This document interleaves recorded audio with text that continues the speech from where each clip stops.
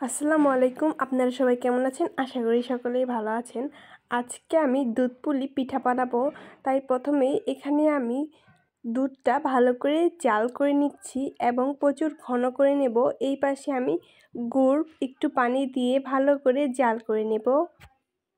দুধ পুলি পিঠা বানানোর জন্য এখানে আমি তিল, নারকেল, গুড়, এলাচ দিয়ে একটি পুর বানিয়ে নিয়েছি।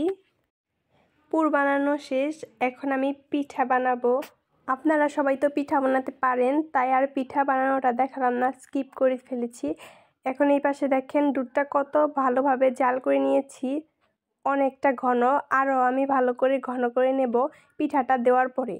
পিঠা দিয়ে দিয়েছি, এখন আরও কিছুক্ষণ 5 মিনিটের মতো ভালো করে জাল করে ঘন করে নেব।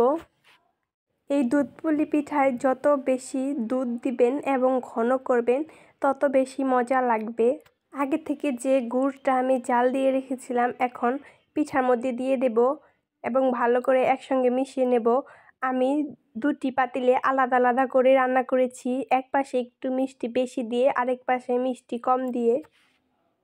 সেম পিঠা কিন্তু এক পাশে মিষ্টি কম দিয়েছি, আরেক পাশে বেশি মিষ্টি দেওয়ার কারণে এরকম করে রান্না করা হয়েছে।